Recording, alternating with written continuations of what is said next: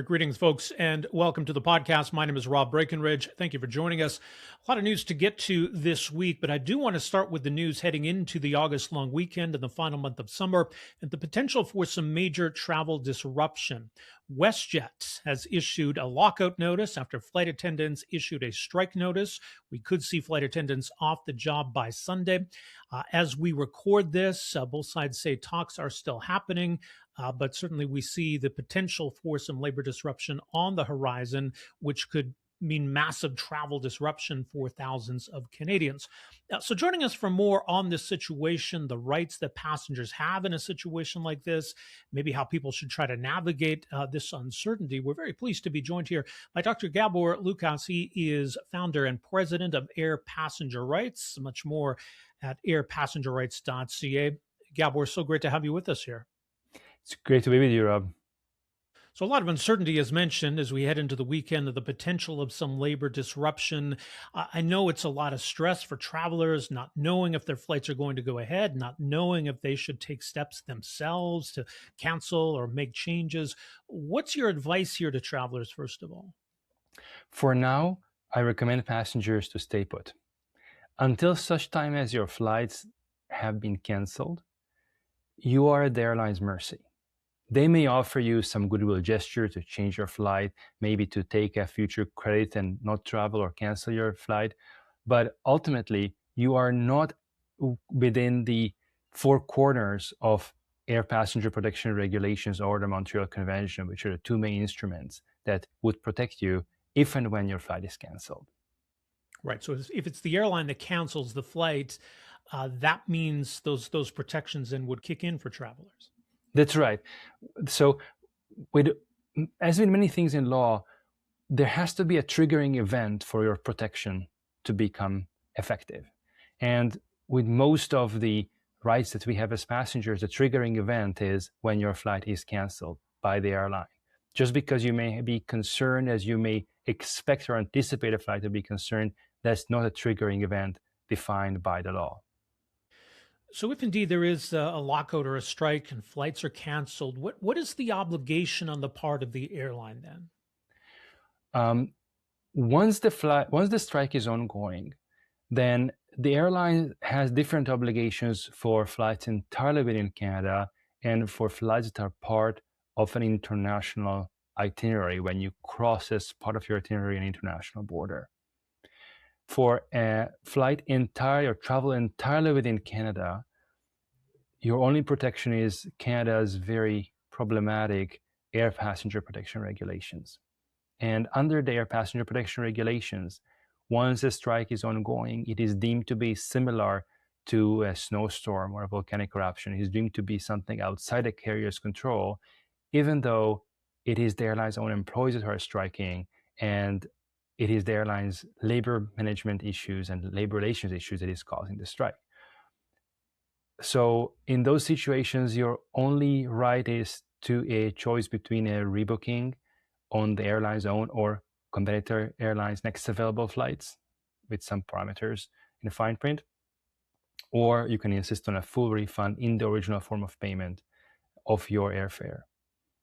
If you travel internationally, then you also have additional instruments protecting your rights, one of them being the Montreal Convention, which is an international treaty that has the force of law in Canada. And under the Montreal Convention, the airline also has to pay after the fact for your meals, for your accommodation, for lost wages, for missed events that are non-refundable. So if you had a concert ticket at a destination, they would have to pay for that after the fact as a form of liability for you being delayed in your travel. That's what the Montreal Convention covers. Don't expect, of course, airlines to automatically pay. They will put up a fight. You will have to fight for your rights. But these are the rights that you have. One more thing to know is that if you fly back from Europe to Canada, then you are also covered by the European Union's gold standard, the EU 261 or its UK counterpart. And then even during a strike, you are owed cash compensation for your inconvenience. That's one of the major differences between the Canadian inferior and the European gold standard of passenger protection. As you say, we know what these rights are and what these obligations are on the part of airlines, but that doesn't mean that it's necessarily going to be easy or automatic for passengers. So as folks navigate all of this in terms of documenting their correspondence, everything they've tried to do to get the situation dealt with, how do people navigate all of that in your perspective? Navigating through those things is not always that easy for passengers. We recommend passengers to give a single demand to the airline in writing for payment. And if the airline would not pay, then after 30 days, take the airline to small claims court. There is, of course, a federal regulator, the Canadian Transportation Agency, but it is more of a lapdog than a watchdog. They are very cozy with the airlines. They are looking from airline perspective on many complaints, and there is no meaningful enforcement in Canada. So small claims court is really your one avenue. And I would encourage passengers to use that avenue because that is how you can actually change what will happen the next time. If airlines know that every time they inconvenience you, every time they violate your rights, they will have to face a small claims court proceeding, then they are going to behave differently next time. What do we learn from recent labor disputes in terms of whether we've got the right kind of rules in place or how the airlines are in dealing with these rights and obligations? What does it tell us about, what we might face if indeed we do see disruptions, cancellations this time around? What we have seen in previous strikes is that there is a significant problem with how the rules are formulated to begin with.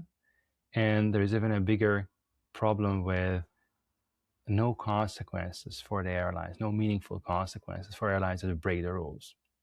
The fundamental problem in Canada, one of the Canada-only anomalies, is that once a strike is ongoing, it is viewed as outside a carrier's control, even when those who are on strike are the airline's own employees. I would not want to hold the airline accountable for, air traffic control going on strike or some kind of completely unrelated third party over whom they have no control, with whom they have no contractual relationship. But when their own employees or subsidiaries' employees are going on strike, that's simple labor relations. And in Europe, they got the balance right that it is just part of the normal course of business. And in Canada, they are treating it as something outside the carrier's control. This was a choice of the government to draft it this way. It is causing a lot of problems. It is also causing airlines to be more willing to force a strike to happen or lock out their employees because they have less financial stake in ensuring that passengers get to their destinations. They can say, well, it's a labor disruption now, so we don't have to pay anything to passengers by way of inconvenience. And if they actually have to pay those compensations to passengers, it means that the cost of 1 day per strike is much higher than currently. So therefore, there is far more incentive for the airline to become reasonable and settle with the employees. So what kind of changes do you think are necessary on the regulatory side? What would you like to see government do here? I would like the government to adopt the European Union's gold standard when it comes to passenger protection. That would mean closing a number of loopholes. One of the biggest ones being the required for safety reasons loophole. That's not related to the strikes, but the notion of the airline being able to avoid compensating passengers for their inconvenience just by saying that, oh, it's the aircraft that broke down and we're not responsible for that. That should be abolished. That's nowhere in the world. And Europe has got it right. In Europe, you have to have truly extraordinary circumstances before the airline can avoid compensating passengers for their inconvenience. To have to be something like an act of terrorism, like a volcanic eruption, something that an average passenger can just go online, check the news, and verify what actually happened. You don't need mountains of pages of internal airline documents, of repair logs to verify it. And this issue about the strikes, that should definitely be fixed as well. And it's a good opportunity to see why it needs to be fixed. Strikes of the airline's own employees should be something within the carrier's control and not required for safety reasons. It should be fully compensable because it's just part and parcel of running a business. That's on the definition side. There is also a significant enforcement deficit in Canada. Airlines that break the law just face no meaningful consequences. In a few cases, when they are issued a fine at all, it's no more than a slap on the wrist, pocket money for the airlines, revenue for the airline industry, and it does not actually create a meaningful financial incentive for airlines to comply. On the contrary, as it stands right now, it is more profitable for airlines to break the law than to comply with it.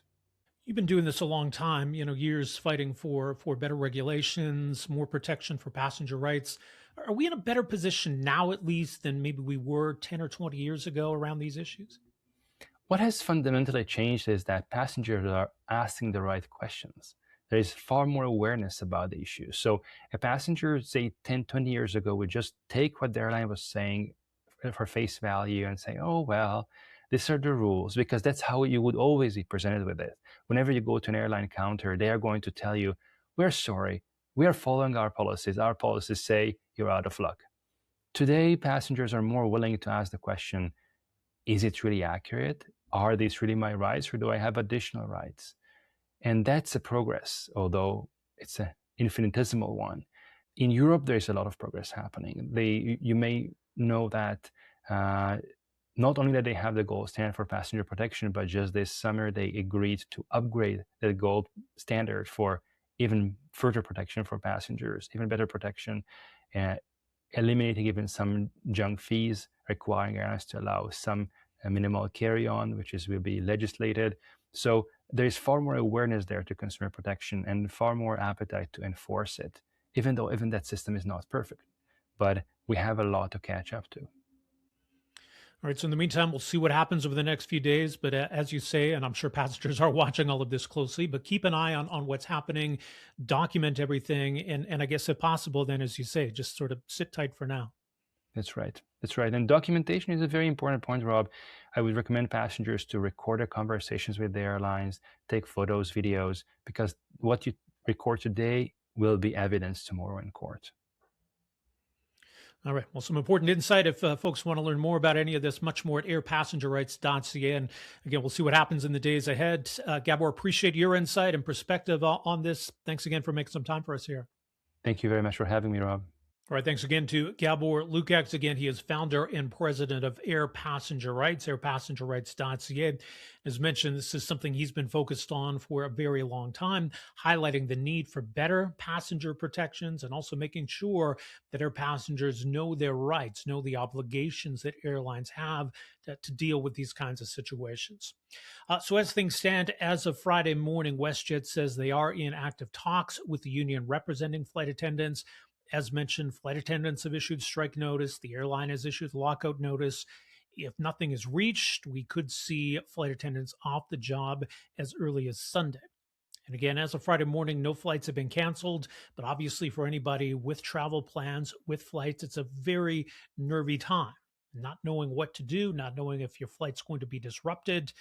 As Gabor says, you're in a stronger position if it's the airline that cancels your flight as opposed to you canceling your flight.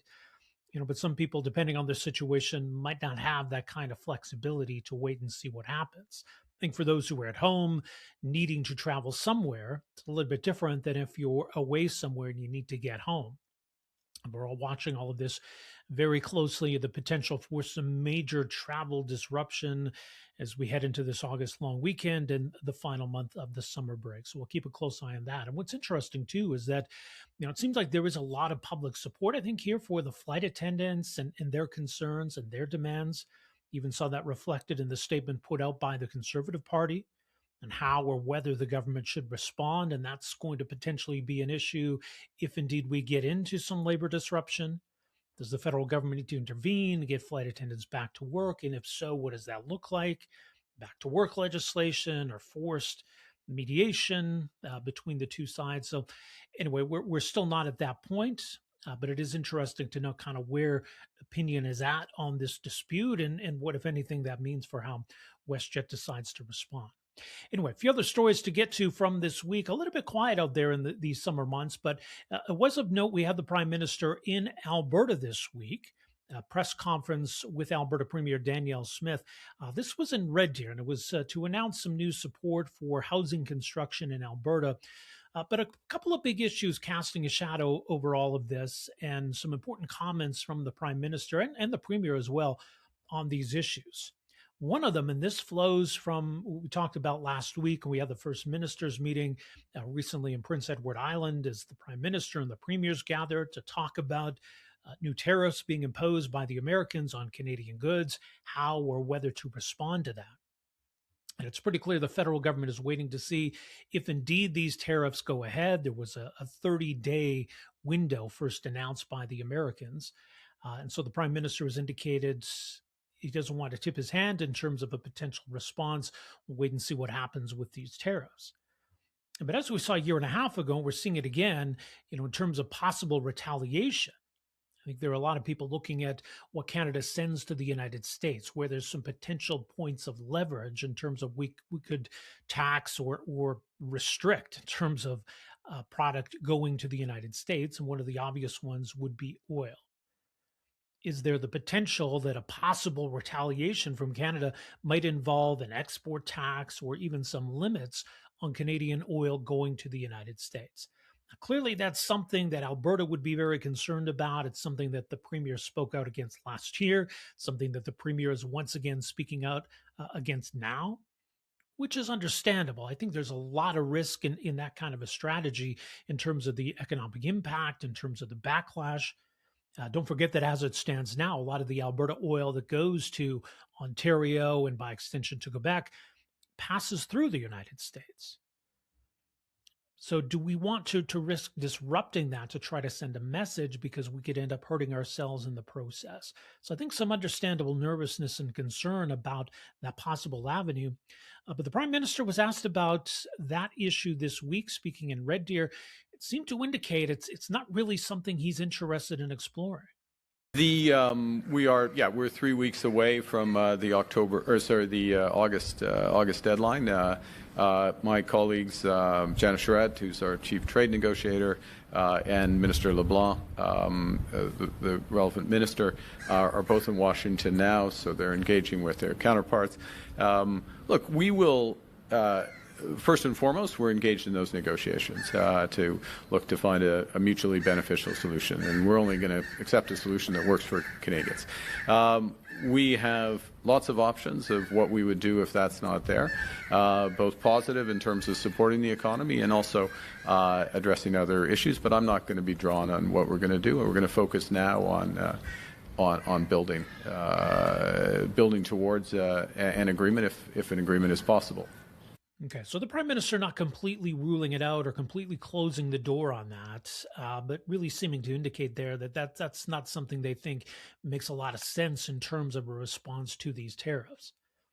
So again, we'll obviously see what happens once we get into August, if indeed these tariffs do come into effect, and what's the best way for Canada to respond. As we talked about last week, there is a cost in us responding with our own tariffs. And so, as we saw some encouraging economic data on Friday, that maybe the Canadian economy is starting to trend towards some growth, we should be careful about how we respond. But it is unfortunate, obviously, that the Americans have chosen escalation rather than trying to work toward getting some kind of more permanent trade framework in place. But I don't know if Donald Trump is even interested in that right now. So we'll see what happens on that front. Now, another issue that came up this week is the question of equalization, which has long been a source of great frustration in Alberta. I think also a lot of misunderstanding as to what equalization is or how it works. I think there's long been a thought or a perspective that this is something that somehow Alberta pays into above and beyond what is collected in taxes in Alberta. I think equalization just kind of come to symbolize the fiscal imbalance that exists in terms of taxes collected by the federal government in Alberta and federal spending or transfers that comes back to Alberta. Alberta is typically a net contributor to Confederation in that Ottawa collects more in taxes, oftentimes much more in taxes than what comes back in terms of spending, social programs, transfers, etc., which is in part a byproduct of being a rich province, typically the wealthiest province in the country. But there's long been frustration with equalization, the idea of have provinces and have not provinces and how all of this works. Essentially, it's a federal transfer program, one of many federal transfer programs. There are some transfers that do indeed come to Alberta, to all provinces. Equalization obviously doesn't.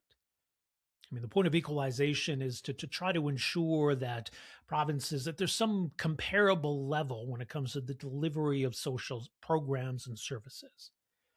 which in a way is good from Alberta's perspective because, the alternative would be the federal government taking over responsibility for a lot of those programs. So this keeps it as provincial jurisdiction, but meant to level the playing field a little bit. So it's based on provinces' fiscal capacity, the amount of revenue they're able to generate, and that gets into the whole question of levels of income. And obviously, income levels in Alberta are much higher than the rest of the country. There's been some closing of that gap in recent years, or certainly over the last decade, as Alberta's been hit by some economic challenges with the oil price crash, the pandemic, et cetera. Alberta, for a long time, though, has been pressing for changes to equalization. And I think there's some legitimate points to be made about the flaws in the equalization program, the disincentive it creates for provinces to build up their economies, develop their resources, maybe at times the mismatch between actual genuine need and the amount of money that goes into the program, or the increases that are sort of automatic baked into the program. We saw just recently Ontario, for example, collect a relatively small amount of equalization, but collecting some nonetheless, which in a way doesn't really make sense. And I think just the sheer amount that goes to Quebec is in particular in Alberta, I think, a source of frustration. The challenge, though, is if we changed equalization or even scrapped equalization, it wouldn't necessarily affect Alberta directly. The same amount of tax would still be collected here, and Alberta never collected equalization anyway. Ending the program would just mean money going back into federal coffers. I think the expectation, the hope is once that happens, maybe some other changes could occur. Maybe we could get some changes in other transfer programs. Maybe there's an opportunity for Ottawa to look at some tax changes. I mean, ultimately, leaving more money in Alberta would mean changes in taxes, lowering taxes, but that would apply right across the country. Of course, Alberta had a referendum a few years ago regarding equalization. It was pretty overwhelming on the point of maybe we should take it out of the Constitution. I don't know what we expected to come of that, but it was sort of a message that Alberta's frustrated with the status quo. And obviously, that's still the case today under this premier. It was interesting because after the press conference this week and Danielle Smith's comments here, there was a lot of criticism coming from conservatives in Alberta, coming from a lot of those on the independent side. That Danielle Smith has kind of given up in the fight against equalization, where she's not trying to scrap it anymore. She just wants to try to fix or reform what is ultimately a flawed program. Look, scrapping equalization is not realistic. And again, scrapping equalization doesn't necessarily mean anything more for Alberta. I think changes to the program and changes to other transfer programs will probably be the most likely way of getting some meaningful change. And honestly, Alberta could just stop focusing on equalization altogether and convince Ottawa that maybe more needs to go into other programs, other transfers that Alberta does receive. Not that Alberta's looking for handouts necessarily, but ultimately, if we want to try to rebalance that equation a little bit, to have what's coming to Alberta more closely match what comes out of Alberta, that would probably be the way forward. But anyway, all of that is to say there was a question served up to the Premier this week about equalization, about the need to address this program. She had a lot to say, and then obviously the Prime Minister had an opportunity to respond as well. Well, thanks for giving me the opportunity to lobby the Prime Minister on this. I've lobbied my fellow premiers at the table, and you can imagine that those who are benefiting from equalization want to keep the program as it is. But it's not fair because the growth in the program grows with the size of the economy, which is kind of counterintuitive, because if the economy is growing and everybody's doing better, they should be less reliant on the equalization program. In fact, we've calculated that there's been an overcompensation to the have-not provinces of $7 billion over the last 5 years. So my pitch to my fellow premiers, and now my pitch to the Prime Minister, is let's just get rid of that escalator. Let's equalize to the point of need, and then let's take the excess that's in that fund and distribute it back to the provinces on an equal per capita basis. That'll help us with our funding pressures. And I think it will be a demonstration that just because there's extra money, you don't just cut a check to Ontario, who clearly doesn't need it. They're a powerful economy. They shouldn't be getting equalization from smaller provinces. So that's been my consistent position. We think ultimately We should change the equalization program so that we look at per capita spending as well. We shouldn't be over-equalizing provinces so they can pay for more generous social programs than we're able to afford here ourselves. I haven't made much headway yet with my fellow premiers on who are the recipient provinces, but I can tell you that the ones who are kind of the net contributors feel as well that we've got to get a bit more fairness into the program. So I don't know if the Prime Minister wants to respond to that, but thanks for the opportunity to put our position on the table. Thank you. There you go.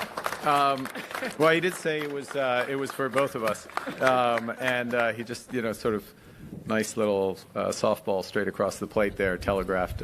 No, look, these are important. These are hugely important issues. All seriousness, whether it's equalization, whether it's health funding, other federal programs, and one of the things that underpins the country is a sense of fairness. And then you move into the interpretation of that fairness and how it's applied. And at the heart of fairness, and this is true it's true within a province, it's true across the country, is that Canadians have access to reasonably comparable services, right? Whether it's health, education, reasonably comparable. Doesn't mean it's exactly the same, but it's reasonably comparable, and that they have reasonably comparable resources in order to do that. Now, that the second part of that equation, the reasonably comparable resources, the calculation of that, and how that changes over time. Some provinces do better, others do. Things. There are shocks. The trade stuff can be an element of that if it's more persistent, and that's why the program is reviewed on a regular basis. It's not reviewed every year, and that's a cooperative and engaged process, and we have a review of that coming up, and of course we'll be looking hard at that. The other element, of course, is delivering services right here and now, and making sure that we are, again, in that spirit of cooperative federalism, that when I say we, the federal government, is delivering, recognizing the differences in the capacities, the needs, the capabilities of the various provinces, and that's what you're seeing today. Okay, so there you go. Some interesting comments from the Premier and the Prime Minister on the whole debate around equalization. Like the Prime Minister's little joke there about how that was kind of teed up perfectly for the Premier. Yeah, look, I mean, obviously Danielle Smith has a lot to say about it, and it's pretty easy, I think, for provincial premiers, especially Alberta premiers, to kind of rant about the flaws in this program. It's more of a challenge for the Prime Minister in terms of what do you actually do with this? And, given the Quebec factor and a Quebec election later this year and the possibility of another Quebec referendum, I'm sure it's something he's keenly aware of. So is it realistic that we could see meaningful changes to equalization? I don't know. And look, its continued existence is a source of frustration in Alberta, which is a factor in what's going on here in a referendum later this year. But I do think it could be a real win for the Premier to not necessarily get changes on equalization, but maybe some changes in other programs. Something where she can come away and say that there's more staying in Alberta, or more at least coming to Alberta. Right. And again, that mismatch between what's collected here and what comes back in terms of federal spending or transfers, it is a source of frustration. So is it realistic that maybe you could close that gap in other ways? I don't know, but perhaps that's where Alberta's focus should be. As much as equalization kind of symbolizes all of this, there's more potential, I think, for benefits and maybe steering that fight in another direction. So we'll see what comes of all of that. Now, listen, I did want to close this episode by recapping what's been a real tough couple of weeks in Calgary. I think not just in Calgary, I think across Alberta, even across the country, people have been following this situation, hoping for the best, and I think sharing in some of this grief now that the search for 11-year-old Parker Wells has come to a tragic end. This 11-year-old boy went missing again almost 2 weeks ago. He's nonverbal, autistic, and clearly there was a lot of concern, a lot of worry about what might have happened to this young boy. And so as the search grew, we saw the community really engaged. We saw huge numbers of Calgarians out joining that search, trying to spread the word and holding out hope that Parker could return home. I think it's something that people can can relate to, can understand, what parents, what families would be going through in that kind of a situation, that level of empathy, and just the sheer worry for this boy, what he might be going through. So it did really strike a nerve with a lot of people. People became emotionally engaged in this. And even though they didn't know this child or didn't know this family, they felt a closeness to the situation. They felt connected to all of this. And there became then that growing emotional vested interest in what we all hoped would be a wonderful ending. That maybe this boy would be found, maybe this boy would be reunited with his family. And unfortunately, it didn't end that way. And so just the last few days, there's been this real heavy emotion over the city of Calgary, I think, where people became connected to this story, following all of this very closely and wanting a much different ending. I think as the days went by, though, the level of concern grew, that maybe we weren't going to get that kind of resolution to all of this. And indeed, this week was Calgary's police chief making the announcement that everybody was dreading to hear. Good afternoon, everyone. Today is an incredibly difficult day. It is with profound sadness that I can confirm that we have found the body of a small child, which we believe to be Parker. For nearly 2 weeks, so many people woke up hoping it would be the day Parker came home. Instead, we are here sharing news that it is heartbreaking for his family and for everyone who has been carrying that hope. Our thoughts are with Parker's family, loved ones, friends, and everyone who has been affected by this tragedy. On Tuesday, we received information from a member of the public who located evidence consistent with the clothing Parker was last known to be wearing. Search teams were deployed, and as a result of those efforts, the body of a small child has been located. It is believed Parker entered into a deep culvert on the west side of Deerfoot Trail, where he travelled into a network of pipes that crossed under Deerfoot Trail. His body was found in a small pipe on the east side of Deerfoot Trail. The Calgary Fire Department required specialised equipment to enter the tunnel system as the conditions were extremely unsafe. It's believed Parker was wearing all of the clothing he was last seen wearing when he entered the tunnel system. However, his shoes likely came off at some point and washed out of the culvert at a later time. The terrain is challenging and forms part of a water environment. As with any search involving water, environmental conditions can affect what can be observed and when evidence may become visible. Exhaustive efforts were made throughout this investigation, it is not always possible to completely eliminate every possibility within a large search area. Just a few days ago, I spoke about seeing the very best of our city. That remains true today. As I said earlier this week, in my 35 years with the Calgary Police Service, I have never seen such dedicated, extensive, and sustained search efforts.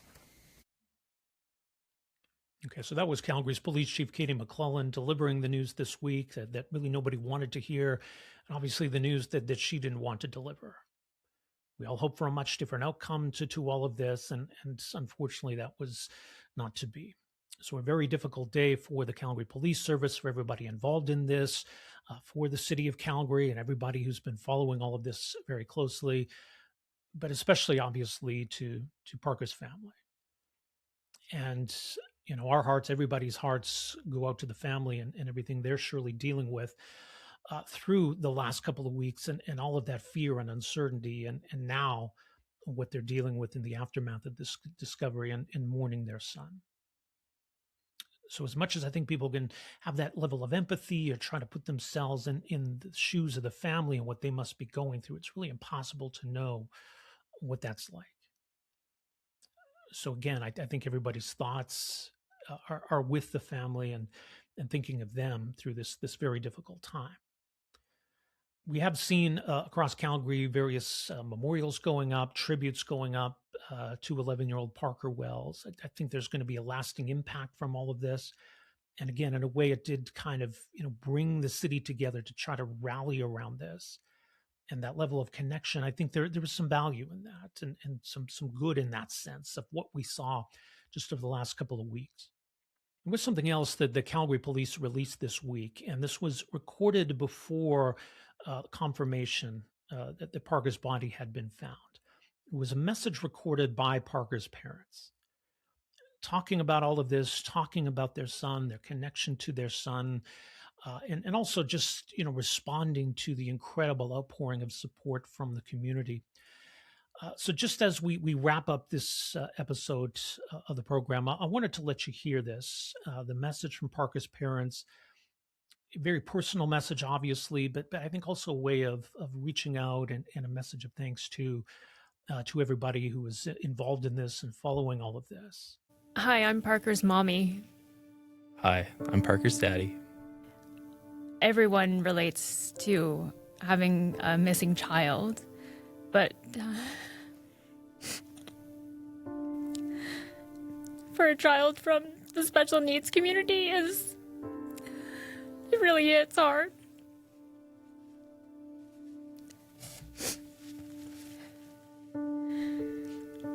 Well, I think there's been so many people from that community that have come out for this because they understand things, right? Other people don't, and they know the extra special challenges and that you can't just search for him the same way that you typically would, that you need to think outside the box and be creative and try to find ways to connect with him. And people have done that. Like, it's walking around as well. Like, we've been out there searching too, and the things we've seen have been so touching. And we're not very effective searchers because we're crying all the time. But like the things we've seen, like I've seen people leaving out like hats and blankets and sensory toys, food and water. Like people even like having little kiddie pools for him to cool down. And yeah, not just missing signs, like there's special signs that Parker would understand because they're social stories, so that he knows if he sees a policeman, he can get help from them. So all of that has just been just overwhelming to see. There's, I've noticed on like social media, from people have shared it with me, and I've seen a few cases of this myself, that there's a lot of people who have been like, I've been in a similar situation. I've lost my son or daughter. They've run away, they've escaped, and they know the exact same feeling that we're going through. Like the sheer terror in your like chest. Like, where is our kid?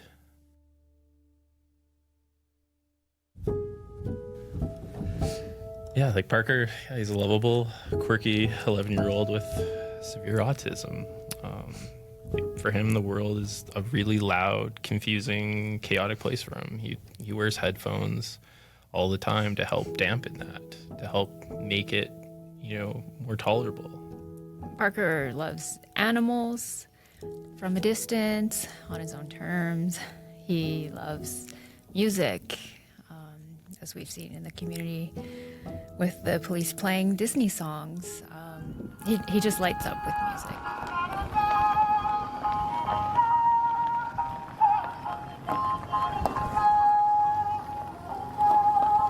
He's a very sensory kid, so we have a swing in our backyard, we have a swing inside. You would not believe the acrobatics he can do on it. We have to keep moving the TV further and further away. And ourselves as well, because he will swing right into us if we don't move. Hi! Wee! When not swinging, playing with water. That's like one of his favorite things, like playing in the kiddie pools. We've got like a little spray fountain mat. Loves stepping on it and watching it splash up in his face. Yeah, I would say he's quietly intelligent. Again, he surprises us all the time with what he's capable of and the schoolwork he's capable of. So the teachers will show us things that he's done and we say, was this really him?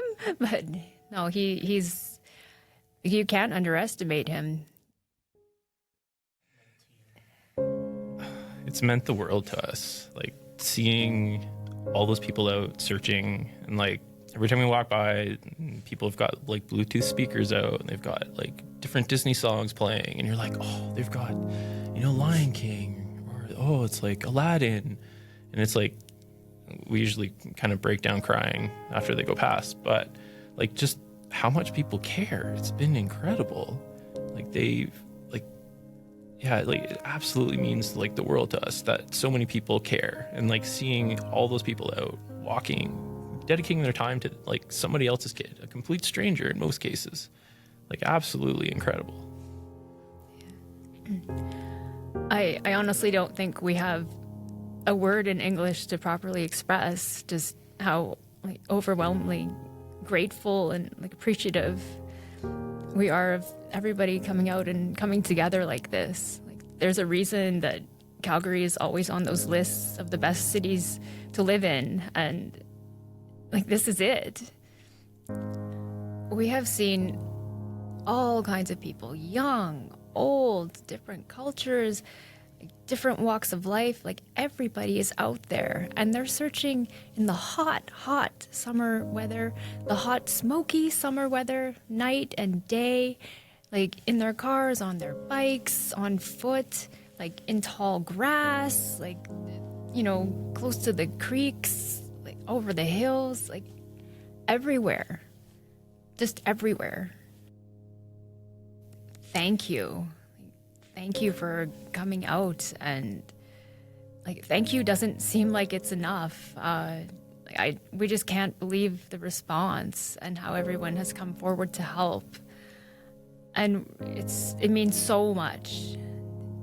Just again, like there's no words to properly express that. It means the world to us and more, because Parker is our world. Well, one, we really want to thank the community because it's been absolutely amazing. We've really appreciated everything Calgary and the province has done for us. We just really wanted to thank everybody. This has been a tough week, not just us, everyone who's been helping and contributing in every way they can. This is tough. So please, if you or anyone you know is struggling with this situation, please go seek out the help you need so you can get support. It's so important. Self-care. And don't just think about doing it for yourself. You're doing it for your family. Do it for everybody.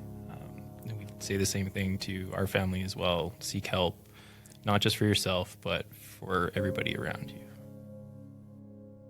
Yeah, like the other message is, like hug your loved ones, hug your family, hug your kids, kids, hug your parents, hold them tight, because you don't know when you'll get another chance. We'd love to be able to give Parker another hug right now.